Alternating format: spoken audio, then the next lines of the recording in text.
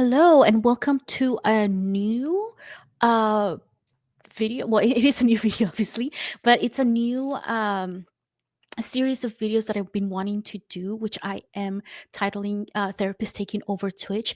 And we have probably one of the biggest therapists that's on Twitch at the moment. And I feel like a lot of people following us are already familiar with you. But in case they are not, would you like to introduce yourself?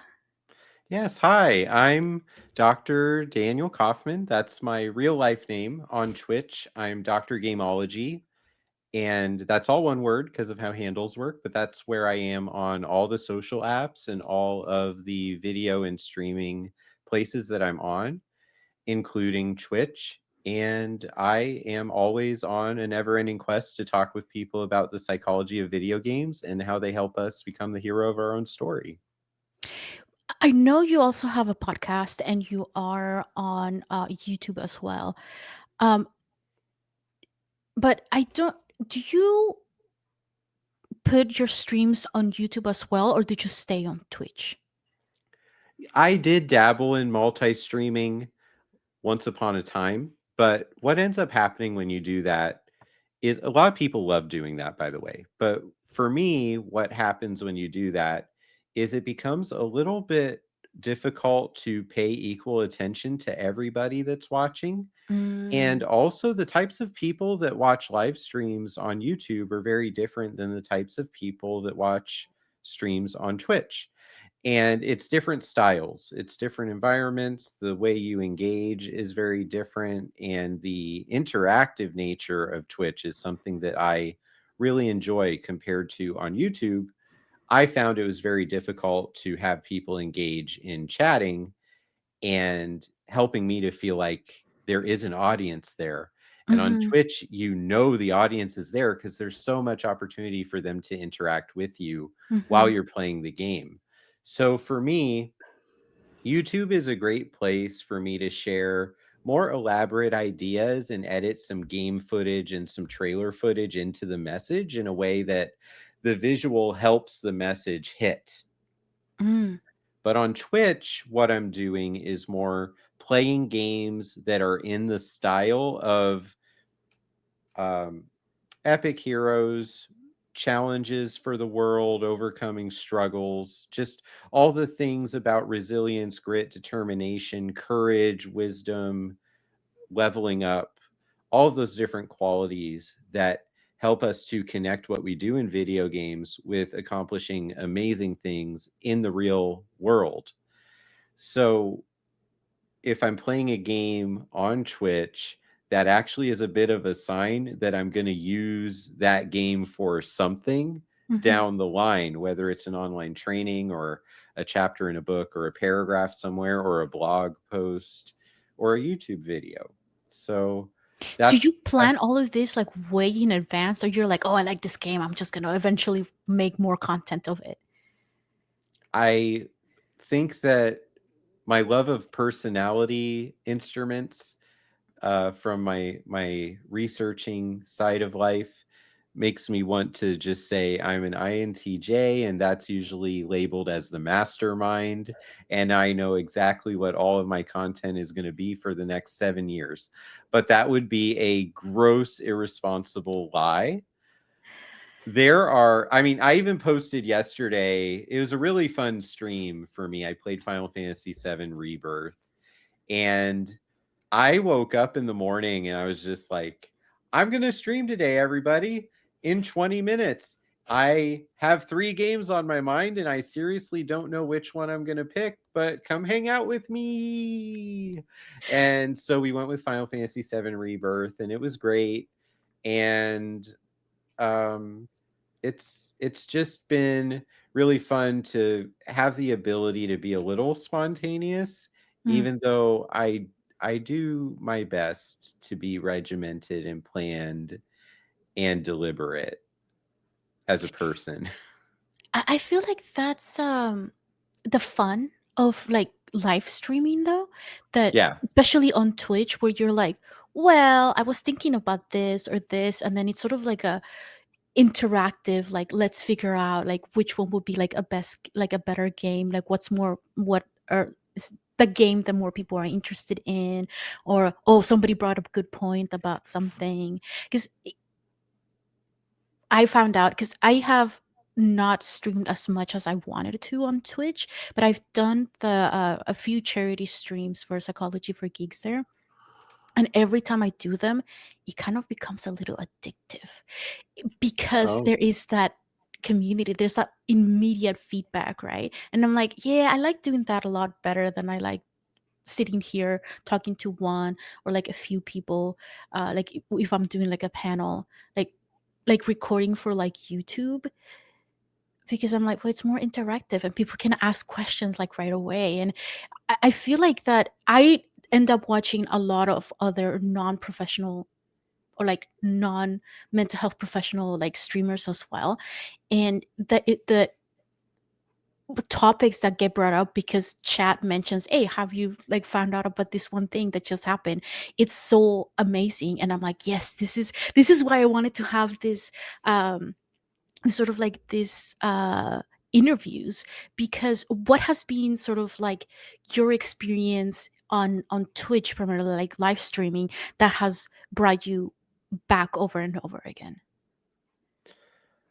yeah. I think my first live stream on Twitch would have been in the year after I finished my PhD program. Hmm. So that would have been 2017, I think. Oh, And you're like an OG like no, therapy streamer. Yes, yes, no, you are. I don't see myself that way, but I guess I was, but I didn't know what I was in 2017, right? Mm-hmm. Like I just wanted to be a professor back then. And Mm-hmm. there were people that found me because of Twitch and because of podcasts and because of the Star Wars The Old Republic community, which that's the game that my first research study focused on, is doing personality types for MMO players, and that was the MMO that I chose because I loved that game. Mm-hmm. And when people started finding me, once it was okay for me to publicly talk about my research, because you have to get your research approved before you start talking to people about it. Once people started finding me, they really pushed me forward and said, you need to do bigger things with this. Because for them, being a gamer and other things, we're all not just only gamers, Mm-hmm. but you have that as a central identity point, and then all the other things fill in around it, and that's how we become a complete person. Mm-hmm. And so for people who have that and they're listening to the kinds of things I would say about video games and my research and our personality and how the way we choose to do things in a game is reflective of our inner world and how we would like things to be if we Mm-hmm. had the ability to ultimately solve our problems, level up, and become a max level version of ourselves. Mm-hmm. And they were just saying that this has completely changed the way that I see myself when I'm playing video games. It's helped me to have conversations with other people who play games and conversations with people who are not gamers, who are making these wild assumptions about what it means to play a video game. And on Mm-hmm. social media, even this week, there's the whole "Are you 40 and play video games?" And it's a judgmental post that people are using as engagement bait, because you're going to drag in all these extreme opinions. A lot of them are negative, and the Mm-hmm. social algorithms right now really love negativity and attacking people and creating that kind of drama. Mm-hmm. And that's a really good post if that's what your goal is when you wake up in the morning, is attacking people and creating social drama. And it's just really unfortunate that video games become the canvas for that kind of widespread attack. And the people who are making these posts, they want the engagement. They don't actually care about what age you are and Yeah. whether you play video games. Well, because now for a lot of social media platforms, if you get a certain amount of views for like Cha-ching. yes, it means money. Yeah. So now it's just a matter of like, how can I make this into a big thing that a lot of people are going to end up watching to make that money? Was around the time that you started streaming, was that the time? Because I remember, I don't exactly remember what years it was, but there was a lot of stuff in the news about how video games were making people more violent, and they're like, oh, these like stereotypes about video games and stuff. Sure. Was it around that time? That, I mean, I don't know, has it changed over the years? That allegation has been floating around the world since I was a child. And there are news stations that incite more violence in people than playing Mortal Kombat when you're 6 years old. And I promise you this is true because that 6 year old was me. Mm, And I decided to dedicate my life to helping people and spreading positivity, whereas the people stuck on their couch getting their messages about life fed to them by people who just want their vote or their dollars or their support in some mhm, way, right? Like that's where a lot of the negativity and extremism in our society today comes from, not video games. Video games are an escape, they're a relaxation. Mentally, they're somewhere in the middle between a non-technology hobby and exercise, and also um, a little bit of fantasy or dream fulfillment. Because mm. let me just say it like this: I can work all day at my jobs and I can do all the things that are required for me Monday through Friday. I can work extra on Saturday or Sunday if I choose to. I can work late into the evening. There are still problems that I cannot solve, that I don't have the power to do anything about. In video games, that is not true. If you work on a problem long enough, grind, and have the right strategy, you will be successful eventually. So, video games offer a dream that a lot of people don't actually get to experience in their day to day functioning. And that is really disappointing, honestly, as a clinician, is to realize that, you can put in a video game that's very challenging, like Elden Ring, and you can eventually succeed and become Elden Lord. But as far as dealing with these pressures in school or college or your job or with your family life, you have to practice techniques like radical acceptance or cognitive restructuring that are more about having the problem exist and not bothering yourself with it.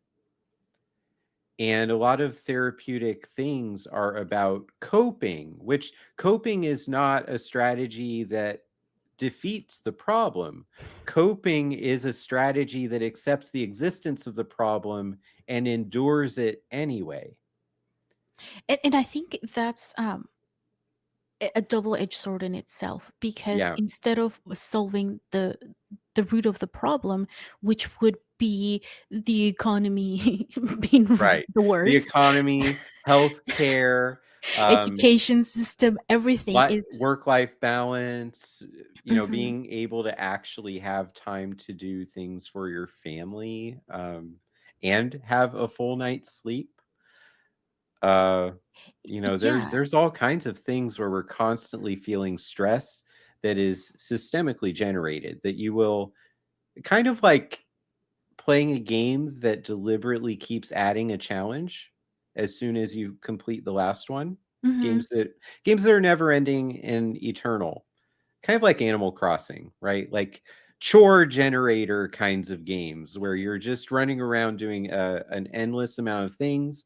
But when games are designed expertly in this fashion, you choose the challenge, which that's very different than functioning in society as well. How many of us are waking up in the morning and choosing the challenges that we're going to invest our energy in?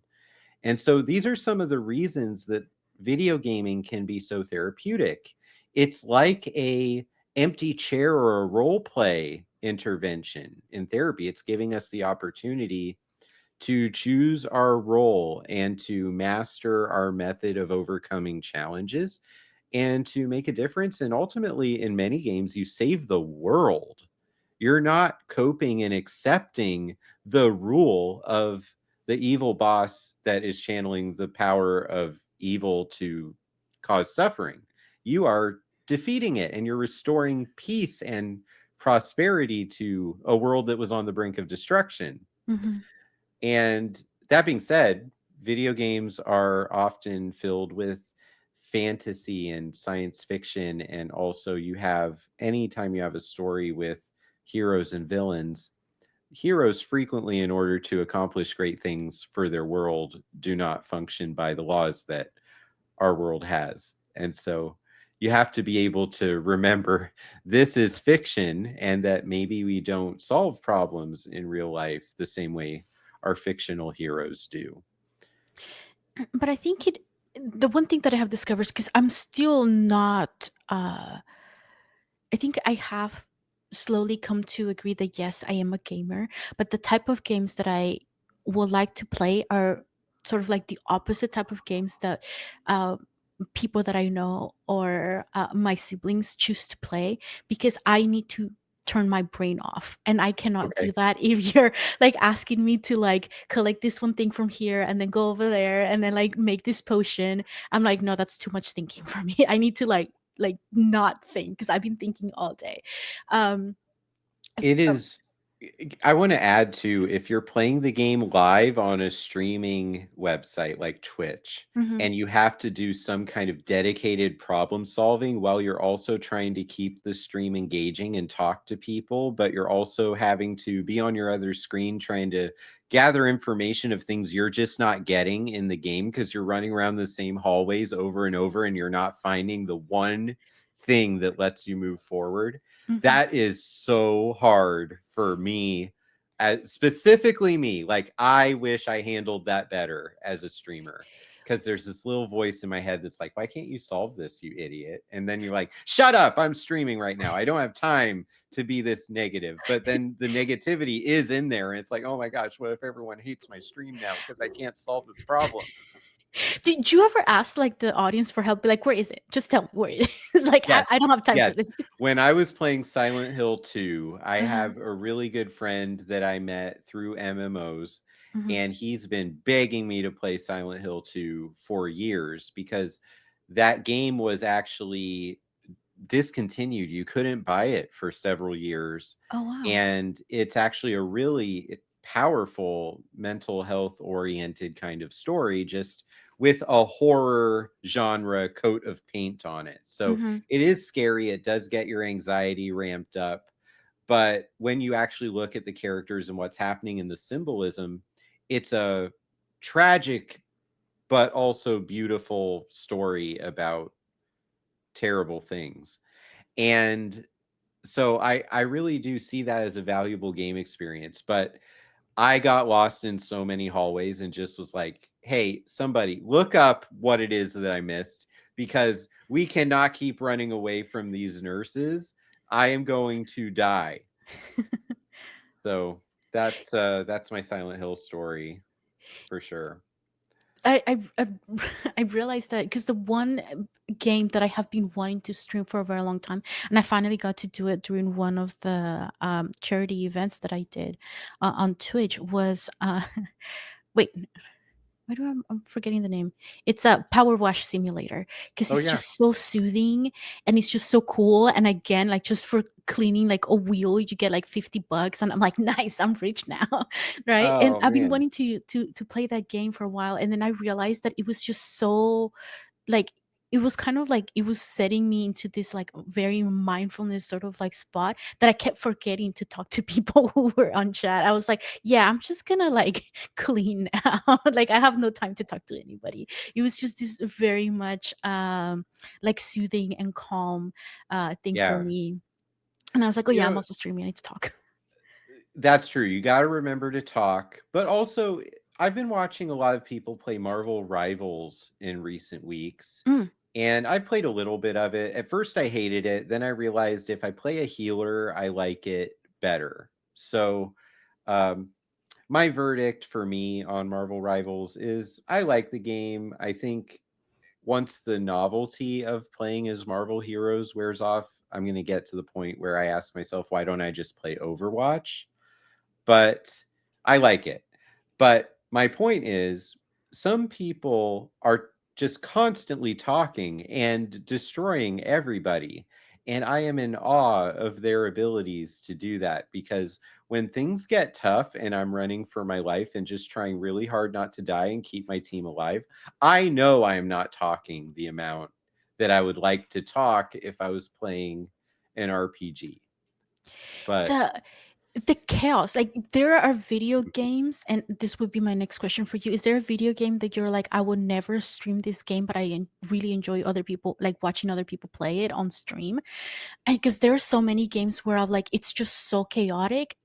Like my brain does not compute anything that's happening. Because, for example, in Marvel Rivals, the characters are shouting like random phrases to each other, or they die, or like the streamers are talking to each other. Like, and I'm like, I don't know what's going on. I would not be Yeah. able to like do anything. Yeah, I'll just stand there and be like, all right, I'm just watching other people fight, and then I'll die.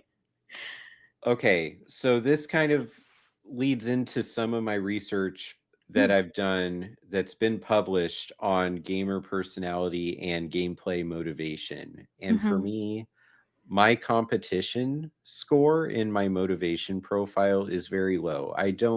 Enjoy I don't enjoy playing against other players. And there's a lot of mm-hmm, reasons for that. One is I work a lot, and there are there are millions and millions and millions of people who are playing this game that are better at it than me.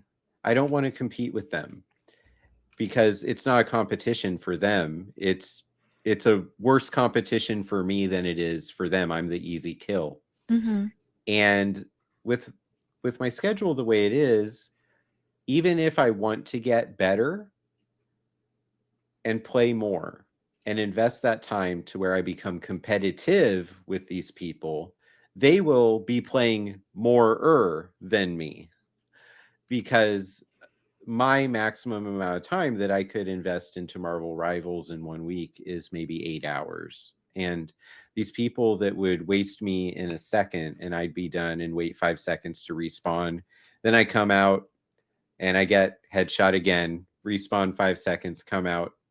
They're just camping and waiting for me. I'm an easy point for mm-hmm, them. Because my week where I really tried to play more was 8 hours, and their normal week where they barely played might be 25 hours. mm-hmm. And so they're getting better than me attempting to get better. And I Yeah, know better is not a word. I'm it is using now. it. I'm using it so you can understand that they are always like me plus 5, right? Everything that I do, they're doing bigger in this game. Now, that's because I've had to accept there are certain games that I just can't play in a way where I want to be competitive about it. It's Mhm, the time's not there, and also my mentality as a game player is not what it was in my 20s.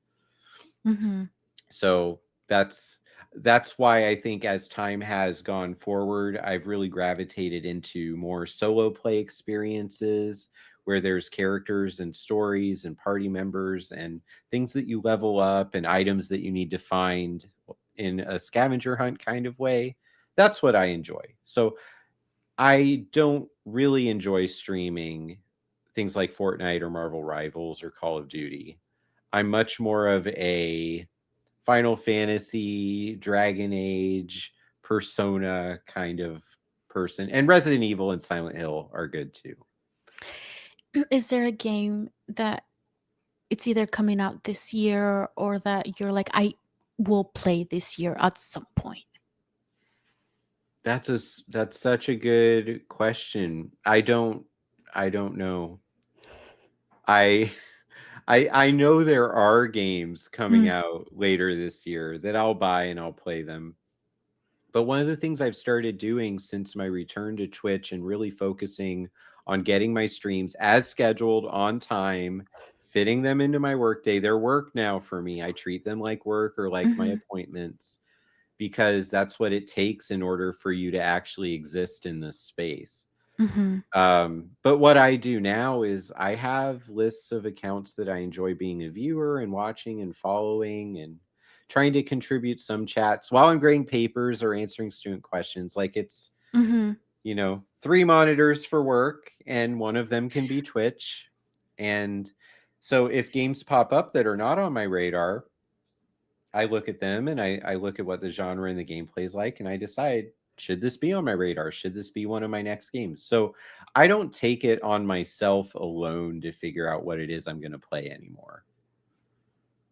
I think part of what I have struggled with is that because I watch so many streamers that stream from like different parts of the world, therefore they I can just watch Twitch all day. It has become like my Netflix. It has replaced at Netflix in a big way. And now I'm like, oh, but I'm supposed to stream right now. But I like my favorite like YouTuber like or VTuber just came and like they're doing a really fun thing that I want to watch. Like what do I do?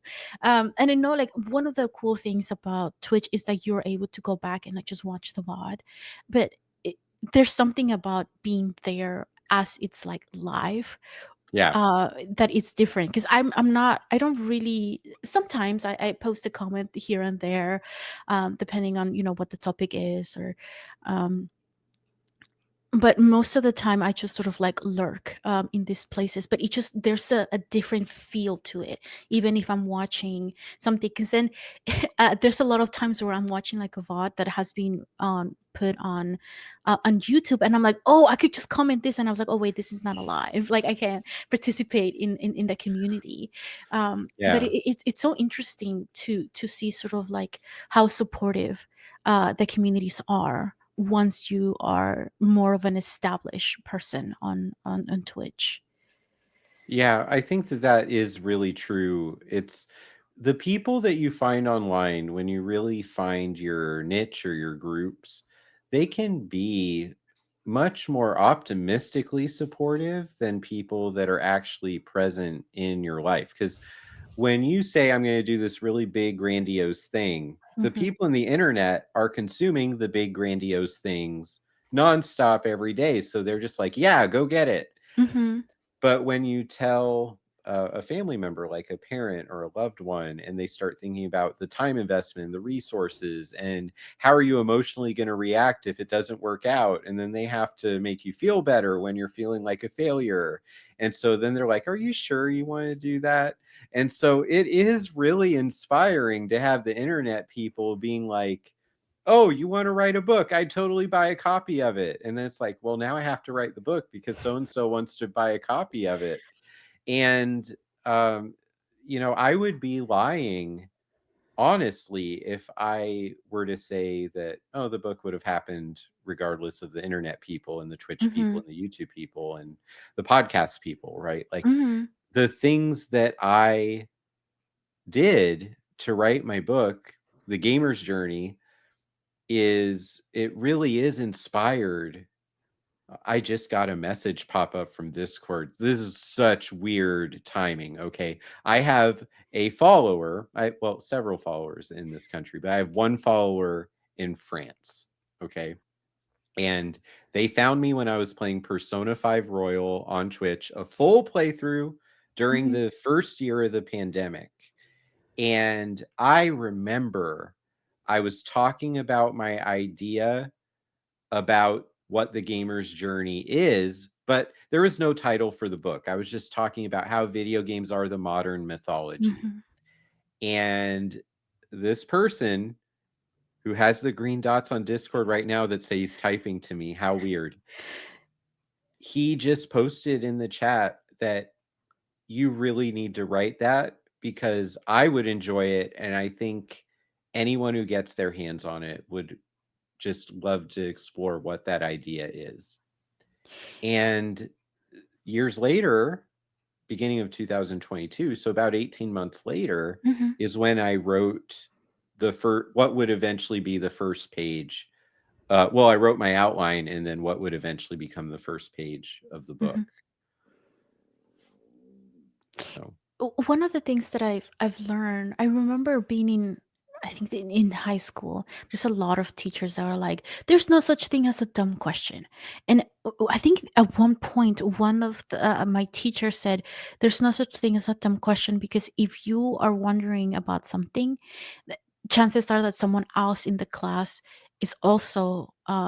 sort of like on the same boat as you. They're just too shy to say it. And I think Mhm. that's what got me to start asking questions like during class. And that's how I see it now. Like when I get like one person saying, "Oh, I love your page," like for like Psychology for Geeks, or "Yeah, this is a really great idea." And I'm like, "Yeah, if they like it, chances are like at least 10 other people are gonna like it too." And Yes. that's sort of like the mentality that I'm 11 people is the threshold for our happiness, everybody. that's all it takes. As long as you're Yeah. able to have 11 people like really enjoy something. Listen, if I could get a guarantee that 11 people will like a social media post that I'm about to put out, I would always drop what I'm doing and write that post.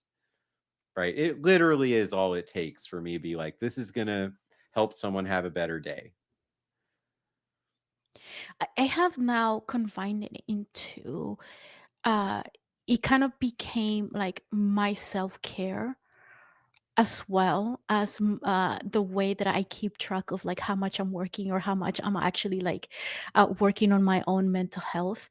um because I'm like, okay, I'm up here saying, hey, you need to do self-care, make sure that you're doing this, and then like not do any of that. And I'm like, no, there's times where I do have to say, hey, I'm not posting anything for like about a month because I'm prepping, or like it's too much work. I think just today I said, yeah, I've been really busy like planning all the things that Psychology for Geeks is doing over like the next 3 months, because we have so many things happening that I'm like, I totally forgot to write a post. So here's the link to the YouTube video that got posted today. Um, but that helped me so much in becoming comfortable with like voicing my limits, and like listening to what my limits are, and also encouraging other people to sort of like come along on the same or similar journey that I am. So yes, 11 people is actually quite a lot. uh, Yeah. of people to do something with you, right? Especially when it comes to mental health, because those 11 people are eventually going to drag in more people, because their life is going to change, the way that they interact with people is going to change, and the curiosity of like, why are you so nice today? You're like, oh, Yeah. I've been doing self-care, or I've been taking vacations when I need to. um so yeah, that's amazing. So okay, we kind of briefly mentioned that you have a podcast. I- is that, because I thought the podcast went on for like the whole year. Yeah. Does it? Yes, theoretically. So actually, this is a fun thing to talk about. Last night we recorded a new episode. I have a new co-host that Mhm. is a person that I've done raids in different video games for years, and he actually used to have his own podcast. So we're both very seasoned Mhm. podcast veterans, and we have good chemistry. So the show is going to be different because it's a different personality being paired with me, Mhm. but we got to the point with the show in the middle of last year where uh, both of my co-hosts had things happening in life behind the scenes that made it very difficult to do the homework aspect of getting ready for a podcast. So when Mhm. you are doing a podcast about the psychology of video games and you have the 1 hour block to record, but you didn't play any video games, or because life was too stressful for that to fit in, it becomes hard to feel like we're actually hitting the topics the way that we wanted to, just from Mhm. the quality of the insight. So I brought this up and said, like, let's pause what we're doing and figure out what we're going to do later when all three of us are ready to do it. So the gaming persona is going to come back. I put a lot of time into editing the recording that we did last night. So I fully expect the next episode to come out next week. And so by the time people see this video, the gaming persona will be restarted, and that's going to be great for me and everybody, and we're going to share more ideas and have a fresh perspective for me to interact with too. Is the gaming persona also going to be streamed live, or no? I don't think we're going to do the podcast live because there's a level of chaos that happens when you're trying to fit a conversation into a 1 hour block of time. Mhm. And then you also have, sometimes you have very little chat to interact with, and sometimes you have quite a lot. and Mhm. especially if you're trying to have the structure of the show has segments that relate to the hero's journey. So Mm. if you do not hit certain points in our outline and in our research that we prepared for the conversation, then that just means the conversation is longer, which means it's going to take longer to edit. So we will do some episodes live, and we're talking about different ways to do the show that could involve playing a game live, but also talking through that outline while we're playing it. And that could be fun. Very challenging for us, but I think we could pull it off.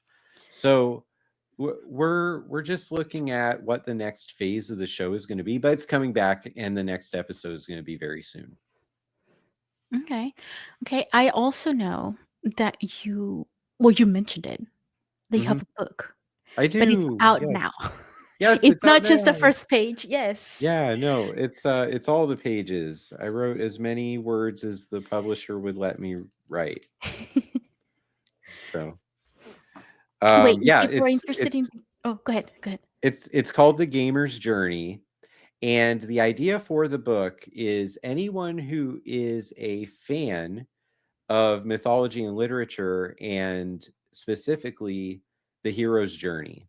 And Mhm. there are many different very famous books about the hero's journey, but I think the most famous is by Joseph Campbell, Mhm. and the title of that book is Hero with a Thousand Faces. And I first read this book because when I was in college, the DVDs of Star Wars finally came out. And there was this documentary on it called Empire of Dreams, where they start out talking about how the hero's journey is the structure that was used to create Star Wars and Empire Strikes Back and Return of the Jedi.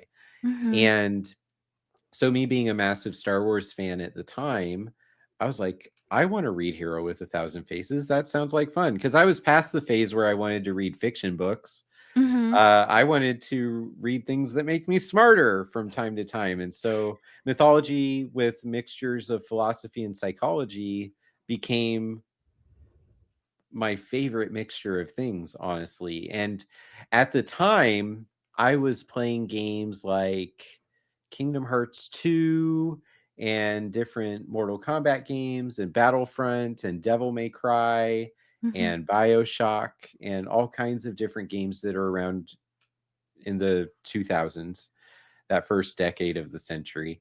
And I just started thinking to myself, these games very clearly, obviously, are following the structure of the hero's journey too.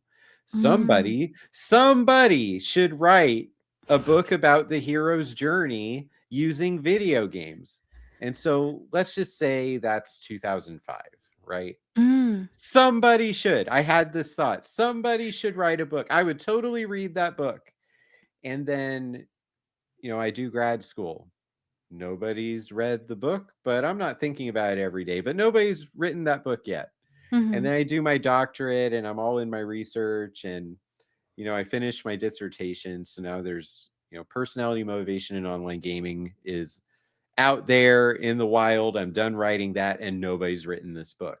Mhm. And then I start streaming and playing these games and talking about it. And I played the game Journey, which is the hero's journey in video game form. It's beautiful. It's a Mhm. wonderful game for inspiring you to think about your life and where you are and how you feel empowered to go after the biggest things that can give you purpose. Mhm. Still, nobody's written this book. And then I wrote a chapter for the psychology of Pokemon through Mhm. Leyline Publishing, and that was during the pandemic. And it it was a challenge. It was something I was very excited to do. I've loved Pokemon since I was 12 years old, and it brought Pokemon for me full circle. Like, wow, this is a big opportunity for me Mhm. as a professor and as a mental health professional. And it was a challenge. I brought my A game. I learned what it's like to write a chapter and get comments back and have to like defend certain comments and say like, no, this is why you didn't get it, but we need to Mhm. change it so that future readers will get it. And so that chapter got accepted after one round of editing, and I thought, wow, that was easier than it has been for me to get journal articles published in peer reviewed journals. Yes. And also, I enjoyed what it's like to write that style a lot more. I Mm, think that when you're publishing journal articles, you are just doing someone else's cookie cutter and you're not trying to mhm. sound interesting at all. Yeah. It's very boring writing. Mhm. You're writing to a formula, like those Very engagement bait technical, yeah. people on Threads and Twitter, right? Like Mhm. you're not writing what you actually want to say, you're writing what will work. Mhm. And that's not I like to be outside of the box. I like to destroy the box. I don't want to encourage the box and make it feel good about being a box. There's so So many other shapes out there. yeah, so many. And at least round your edges like on your webcam frame, right? Like that don't just be a box with right angles. Okay, anyway, um what was I saying? So in the aftermath of writing that chapter and realizing I got really good feedback from the editor and Mhm. saying that this was a really strong chapter, you need to keep doing things like this. So still nobody's written the hero's journey, but with video Mhm. games. So then I start thinking I could create an outline of like, if I were to write the book, what would the chapters be? And I just about a year after Pokemon Psychology of Pokemon was published, I think I actually sat down and created a 19 chapter outline for the book. Mhm. And then I was looking at it, I was like, I could totally write the beginning of that chapter one right now. So I did, and I screenshot paragraph by paragraph and I sent it to my person who mods my Twitch channel. And I was like, I have a big ask for you. I'm going to write every day until this book is done, and you're my accountability partner. You don't Uh-huh. have to read the screenshots that I send you, but if you could and tell me what you think about it, that would be very helpful. And now, when I say I'm going to write something new every day, that doesn't mean I'm writing content that goes into the book. I'm also taking notes from other things and writing them down in my notebook, Mhm. or I'm taking the outline of what the chapters are and I'm creating an outline for the actual chapter, like from beginning to end of that topic. Mhm. And so not every day is new page content. That's something that I want people thinking about writing a book to understand, is just because you didn't write page content today does not mean you didn't make progress today. But I also bought a calendar. It was January, not January 1st. It wasn't like a New Year's resolution, but I bought a calendar, and every day I would write in the box of that calendar what I did that day for the gamer's journey. And the number would go up by one. I wanted to count how many days it would take me to do this. So What's for the two total? for 274 days, I used this calendar to write the gamer's journey. Wow. Yeah, without missing a day. I had, I did, in a panel, I think, with someone else, and a interview as well. They write books, but more for, TTRGP, TTR. TTRPGs. Yes, I was like, "I'm missing a letter, which one is it?" Yeah, and then I was like, "Alright, cool," and I said something along the lines of like, "You know what would be really cool if I think something like a book of this kind is reading for kids, but I don't know, right?" And then I started in the same way that you explained, where I was like, "Yep, like, somebody should do it," and then Yeah, I'm that's like the call to adventure. and then I'm like, when I spoke to a publisher, and I was like, "Well, how hard is it to publish, like, self-publish a book?" And I'm like, "And if I wanted, like, all of the money to go to, like, Psychology for Geeks, like, how would that work?" And then I started looking into it, and I was like, "You know what? It's actually not that hard." And I was like, "Oh, no, I'm writing a book, aren't I?" And, now, like, not, um officially, but I'm kind of like, yeah, I'm close to. I think sometime either later this year or next year, there's gonna be some sort of book written or ghost written for me. Depends on how it goes, but uh yeah, a lot of the people that I have to, especially mental health professionals that are like nerdy or geeky, that's how it kind of all started for them as well. We're like, you know what would be really cool if somebody did this, and then you Yeah. realize that no one out there is doing it. No uh, one's doing it. And then you start thinking, what if someone else is doing it and I have to do it first so that they look like they copied my idea instead of I copied them?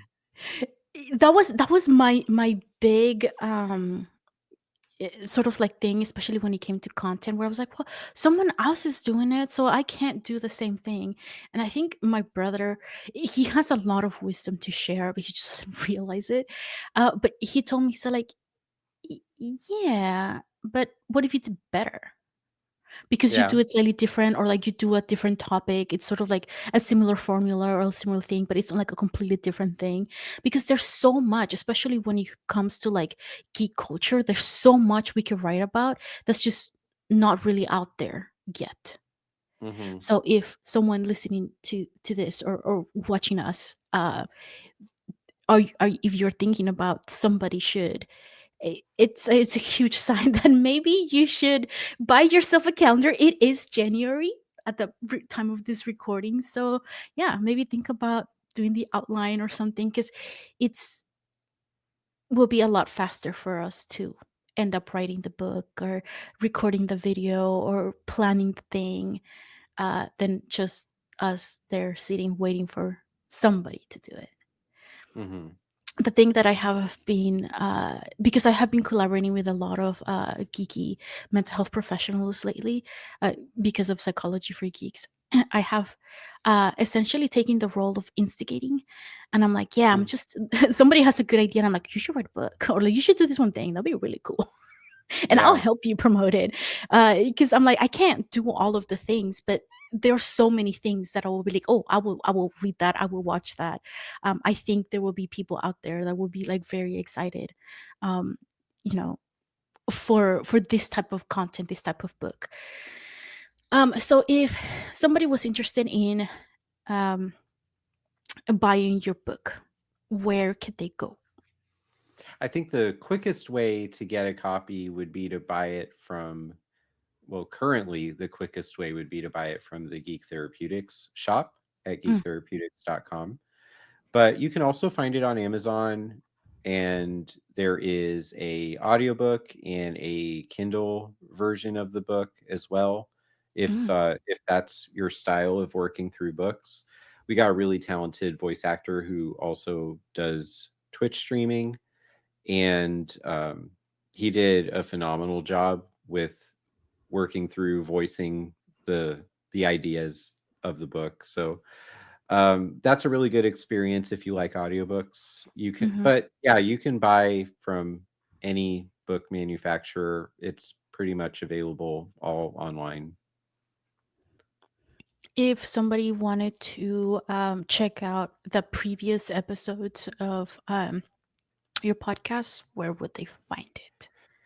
It's still uploaded to listen to all the existing episodes on Apple and Spotify and all the other smaller platforms that podcasts are available on. And you can also find most of the episodes at drgameology.com in the podcast tab as well. So you can listen to it whatever way that you're comfortable with podcasts. They're still up there.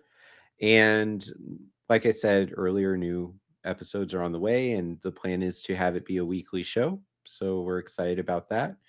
And that is going to provide an opportunity to go even more in depth with different ideas that show up in the book or different books that I'm writing or research projects that I'm involved in.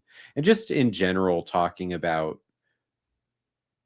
all the different efforts that I'm making to do my best to normalize video games as Mhm. a positive cognitive development tool, but also relaxation and coping activity and hobby and Mhm. passion. And that a lot of things in our society today are called addictions or addictive, and that does not necessarily mean that these things are completely and totally bad for a person. What it means is that the people who control the label of what's addictive and what's pathological do not understand the thing because they didn't grow up with it. And so it's easier to just say this is a bad thing than it is to have a conversation with people who play video games and enjoy them and actually have a more developed opinion about what they are. That we live in a world that is extremely digital, Mm-hmm. right? My son's in high school, does not need pen and paper very often at all. Assignments are turned in using an online portal. They get school issued laptops. Everything is screen time, Mm-hmm. right? And so, if everything we do educationally is screen time, doesn't it make sense that most things we do recreationally would also be screen time? And we don't really buy toys and play with them on the floor as often, right? Like video games like Roblox and Minecraft are essentially sand tray or play style therapy, right? You get an idea in your head and you're able to tinker with your tools until you actually create the thing and your vision is fulfilled at that point. And instead, what people that could be in awe of the creative skills of this child or teen or young adult are instead looking at and being like, oh, you play a video game. And they're missing the entire point of what they just demonstrated in their creativity and the fulfillment of their imagination. One of the games that I am not really sure if I will ever play because it's a visual noise for me that it makes it really hard to pay attention to is Minecraft. But Mhm. I was completely mind blown but what you're able to create there and like the level of like Anything. ingenuity that you need to have, the understanding of it. It's just incredible. And like you said, like a lot of parents sometimes are like, yeah, it's just that she spends all her like free time or like all their free time on the iPad. And I'm like, but what are they doing there? Like, and parents are like, I don't know, playing games. And like, what kind of games? Like, are they interacting with someone? What like these are the things where I ask when I was working with kiddos a lot. I don't do it as much because now I'm just doing telehealth. But whenever I work with kiddos and the topic of like video games comes up, and I'm like, well, have you ever played with them? Or have you ever asked them what the game is about? Because like even you sitting with the kiddo, um, saying, "You tell me about this video game." It is such a powerful thing because they're sharing with you something they're really good at. Like at one point, I had kiddos kill me, kill my character in game because I had no idea what I was supposed to be doing. And then the next session, they came in and they were like, "All right, here's how you do it," and I was like, "Thank you," because I had no idea. Other Mhm. kiddos, they're like, okay, I know you don't really like playing Fortnite, but I'll give you an opportunity to learn how to like shoot and how to do these things, and then I'll guide you through it. That's such a powerful thing Yeah. for kiddos of any age. Kiddos, not just kiddos, but like even adults, for us to be able to like just geek out about the things that we're passionate about is such an amazing experience. And for other people to be like, oh yeah, that's cool. Tell me more. Yeah. It's such a rare thing these days because we are so much like, well, is this something that's gonna bring you money? Is this something that is productive? No, then I don't care. Like you shouldn't, especially as an adult, you shouldn't be doing any of this. And I'm like, no, you should be doing all of these things. Um, so I think we could definitely geek out a lot more about video games and mental health in general. But if there was someone out there that was like potentially wanting to stream, let's say a mental health professional who also wanting to stream, or a non-mental health professional that's wanting to stream, is there anything that you would um, encourage them to do or not do? Well, can, can you say that again? So if well, I guess I'll cut it into parts. If it was a mental health professional that's thinking of maybe doing live streams or playing video games live, like outside of their um their therapy, sort of like life, is what would be the one tip that you would give them? I think that it's important for you to choose to play games that are going to show you having a good time, having a positive Mm, experience. If you are only streaming things because you think this is what I have to stream in order for this to work, but you're not enjoying it, then I don't think people will hang around and want to interact with that. And so you'll have low viewership, and that can get in your head and make you feel less positive about what you're actually accomplishing. And mhm, also, don't worry about the number of people watching. It's nice to have viewers, but you want to put things in place so that you can keep the conversation going, even if there is no one there. And mhm, that really can change what it feels like to do the stream, because then you start having different prompts. You can have a bot that prompts you every 10 minutes with a different idea, and then you just kind of talk about it. And mhm. that can help you to have more compelling content. It can help you to connect the dots for people better. But you want to be having a good time and be able to share a positive experience and just focus on connecting with people, building community, giving them a positive experience when they do take the time to show that courage and interest in you to type a message, and really prioritize the people side of the experience, because anyone can play the game, and there's always going to be someone on the internet playing that game better than you. Mhm. There's going to be people playing it worse than you, but still being very fun to watch. And so it's not about how good you are at the game at all. It's about creating an experience for people to watch and for them to connect with you. Creating that sense of community, right? Yeah. Mhm. Well, that was such a good advice that I'm like, well, it also applies to someone who is not necessarily a mental health professional, but is thinking of like streaming for fun or like to create that community, Yeah. as well. Is there anything like additionally that would you would recommend for someone who wants to become sort of like a content creator, on Twitch? Just start creating the content and putting it out there. And I wish that I was taking my own advice in a lot of ways, right? Like there's always the thing inside me where I think I could be creating more content, or I could be finishing things quicker and hitting publish quicker, or I could have a Hmm. more predictable schedule. And those things are all true, but also life has things that fluctuate, and you have to take care of yourself as well. Hmm. So if you lose that balance in yourself, you're not going to be creating content anyway. So you have to find a way that works for you to apply yourself and stay disciplined and try very hard, but also within the natural flow of your own life, that you have to create the content that you would enjoy yourself. Yes, definitely. Because again, if that's the reason why I started watching a lot of streamers, especially if watching them play video games that I'm not particularly fond of, because they already created that community, or they have like those topics of conversation that I'm like, oh, this is actually really interesting. And then I'm like, oh, this game is kind of cool. Yeah, I'm kind of understanding a little bit more of like, why people are interested in this.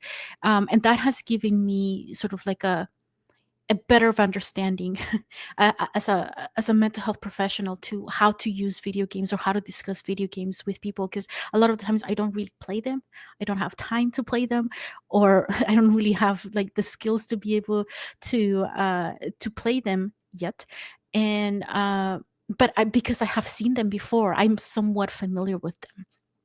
Mhm. um and I- Having that balance of like doing things that not only you would enjoy, but also having the balanced thing that works for you, I think it's the best thing that you can do, just in any sort of profession. Because a lot of the times we tend to be like, okay, well, so and so got mega rich by doing X, Y, and Z. So I'm also going to be waking up at 4 a.m. every day and doing like powerlifting, or I don't know what super fit people do these days.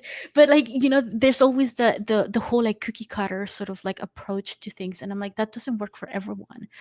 No. Especially if you're neurodivergent, it definitely doesn't work. So finding what you're comfortable with and what works with your lifestyle to keep that work life balance, and it's not something that is going to become sort of like extra added pressure for you or extra work, that's going to end up becoming something that you hate, and then you're going to drop it, right? Yeah. So yeah, if anybody watching was interested in reaching out to you for a potential collaboration or any sort of like request, in terms of like research or any advice or consultation for books or I already said the research, but also consultation for research or mental health, where can they find you? If you go to drgameology.com, there is a contact area in there that you can click on and submit the form. It'll send an email to me, and that's the easiest way to do it because honestly, a lot of people misspell my last name. Um, and it's something that always will be the case. So if you can just go use the online form, you don't have to spell my name, Hmm. and you can just send that, and it'll send the signals to me to be able to reply back and help you sort out how I can be assistance in whatever project you're interested in. And also, there's social media. I have the same name on everything so far that I'm aware of. So at That Dr. Gameology, that makes it so easy, doesn't it? Like, just be like, it just does. follow me on social media, and this is the name for everything. Uh, I ended up having to change the psychology freak because it was too long for certain platforms, and I was able to find the one that we have now for pretty much everything, and that has made life so much easier for me. But okay, thank you so much for joining us today. I hope now you have a great understanding of how video games are actually great and how we can use them to our own advantage for our mental health. And um, now you have a bunch of other resources because you are able to go into um, any sort of podcast provider, and then you'll see the gaming persona, correct? Yep. And then there's there's the There's one. YouTube videos too. There's an Yes. entire playlist of psychology of video games that I started building uh, almost a year and a half ago, right? So Mm, just started that playlist all over and from zero, and I think approaching 20 different videos now. The goal originally was one per week, but that takes a lot of editing time. So uh, maybe we'll get back on track once I, someday get where I want to be on Twitch and can go back to figuring out what's the balance between YouTube and Twitch, because right now Twitch is getting all that energy from me. mhm. But that's that's what it takes sometimes to accomplish things is sacrifice, right? You have to be willing to sit down and do the thing or stand up and do the thing. See, such a digital world, we sit down and do the thing now. Yes, I have a standing desk right next to me, and it's it's just right next to me, and I'm like, eventually I'll use it, right? Hopefully, it'll probably be good for Oh me. man, I'm in Um, that place too. I have the treadmill and the desk and see like going up, going down. I actually saw this really cool thing of like one of my favorite VTubers that they are getting their community because they're very much into like fitness, and they're wanting to accomplish a certain amount of like fitness and also make sure that they are streaming a certain amount of time. So what You're they gonna have ask me to walk on my treadmill while I'm streaming, no, no, aren't you? no, I that's could what do they it. have started I doing. could do it. Right? I could do it. I just have to decide that that's the goal, right? Well, one thing that I thought was really cool, and because we talked about how sort of like there's a community that gets formed around like live streaming, and that's what she ended up doing, where she's like, okay, she just got her community to do this thing where like they are going to do 10,000 steps like in a day or something. So like everyone's sort of like encouraging each other to do it, so it became like everybody's holding other people accountable, and because everyone's doing it, it became a thing. And I was like, well, maybe if I tried that, maybe I would be interested in doing that as well. Maybe my Sunday stream will be a treadmill stream. I just don't know how to like not get, because the one that I have now, it's like so noisy. It's so noisy. Yeah, Yeah. you just have to tell people that that's what they're signing up for today. And be like, all right, every Sunday it's gonna be treadmill time for everyone, and then maybe talking about video games, maybe playing. Because the other thing that she was talking about was like that how difficult it was for her to like walk and play at the same time, and I'm like, I don't think I can do that. Maybe I mean, walk and talk. I'm going to tell you this. I have played my MMO game Final Fantasy 14 while I'm on the treadmill at my standing desk before. And the thing that almost makes me die, like literally deceased, RIP, there is no Dr. Gameology, is when you are rotating the camera around your character, but you're Mhm. continuing to walk in a straight line. My brain can't handle that. And it's like I stop walking, but on this treadmill that is going at a rate where I'm going to walk 4 or 5 miles an hour. Mhm. That's not safe for you to stop walking on on a stretch of treadmill that's like from arm to arm.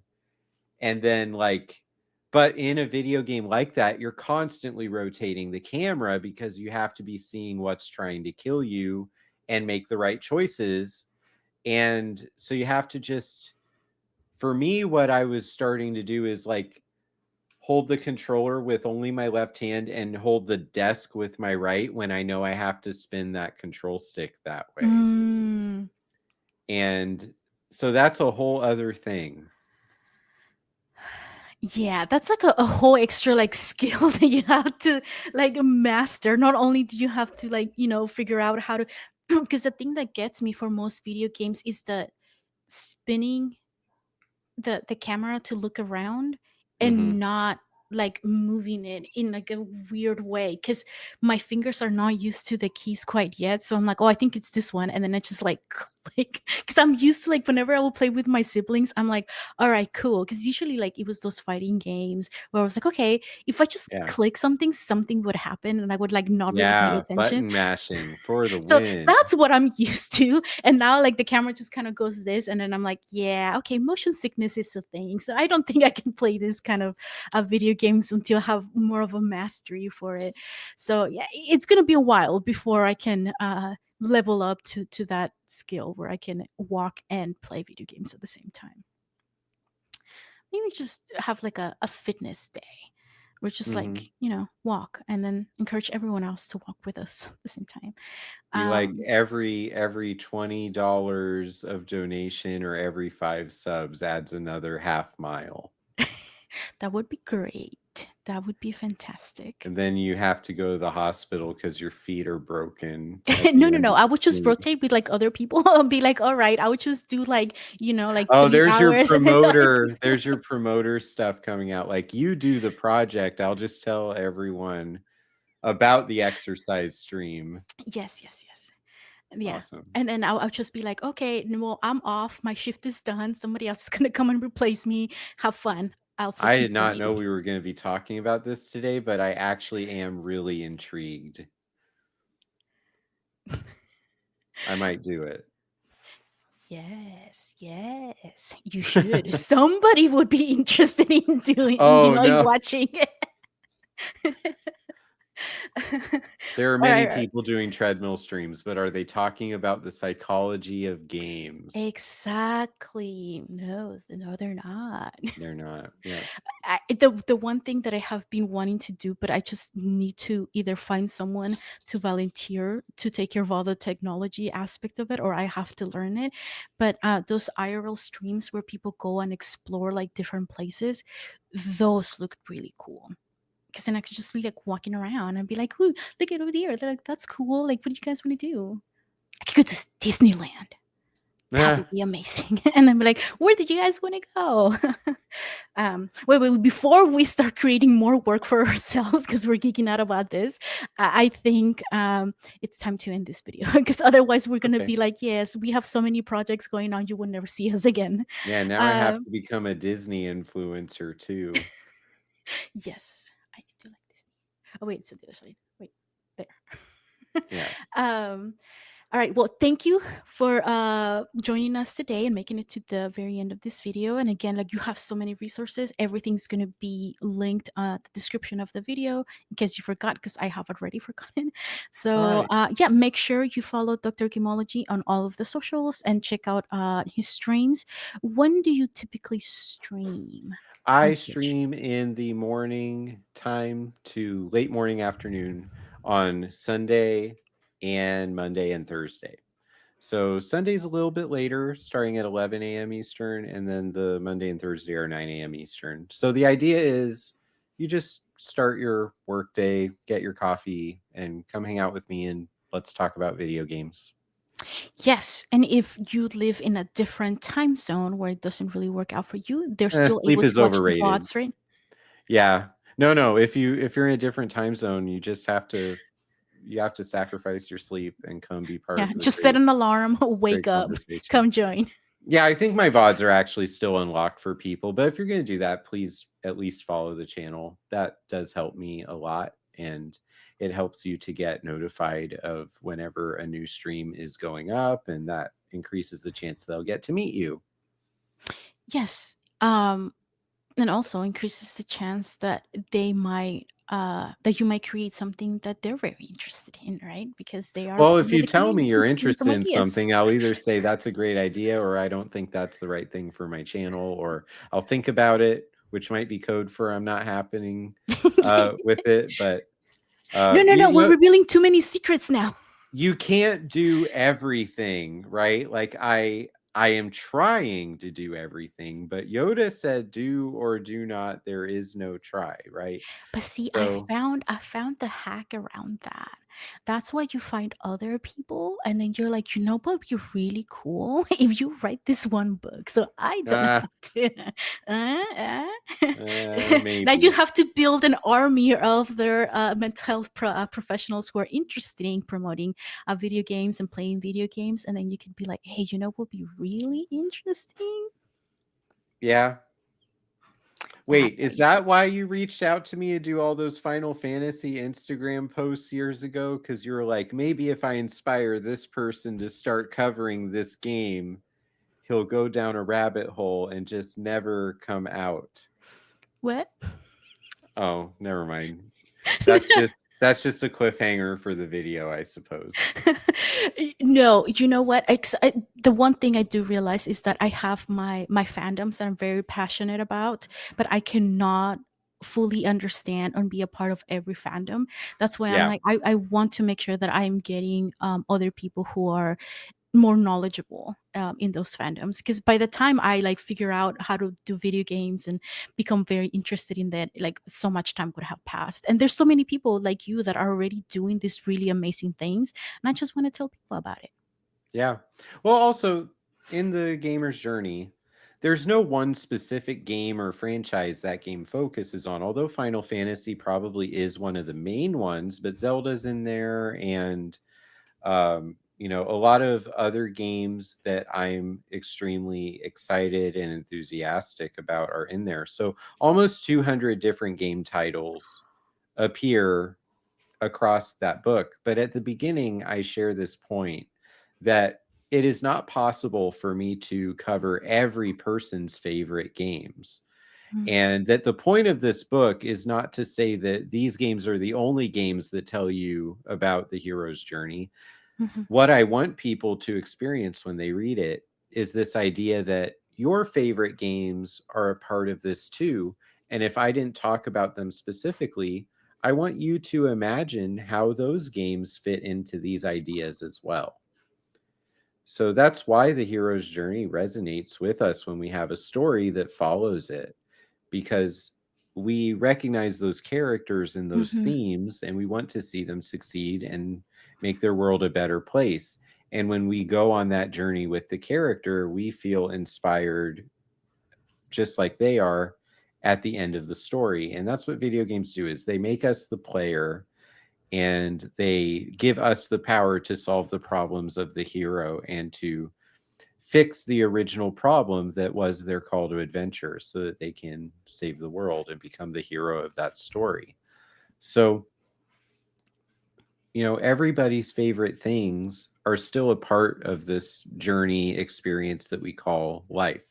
It's just up to all of us to find what our favorite things are in here and do our best to connect with other people, so that we can make things better just by bringing people in and sharing that positive experience. And I think it really does create this common language, right?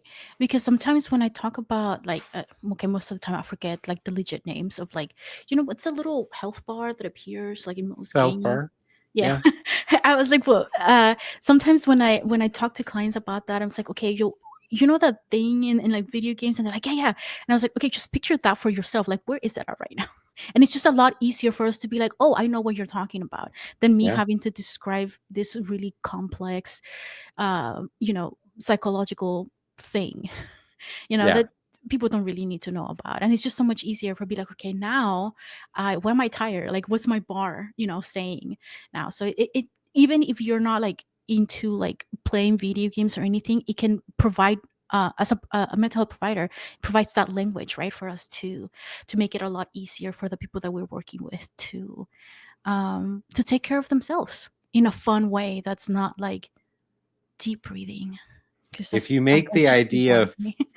if you make the idea fun, they might use it during their life. It's you Mhm. win much you win much more positivity from people sharing an idea from a game that they're passionate about than you do sharing an idea from a workbook that you're passionate about. Yes, exactly. And I think this is the third time that I'm trying to end this video, and they were like, "Wait a minute, we should talk about this one thing." But no, for Good real, luck. yeah, for reals this time. Thank you again so much for joining us. Everything is going to be in the description, and yeah. Follow Dr. Gameology and check us out at Psychology for Geeks, because we are doing a lot of in-person and online like workshops and events. Join our Patreon. You can also join our Discord community. A lot of things are going to be happening there that are free, but only for Discord. So join us. And don't forget to reframe and re-enchant your life. And we'll see you on the next Therapist Taking Over Twitch video that will eventually come out. Bye.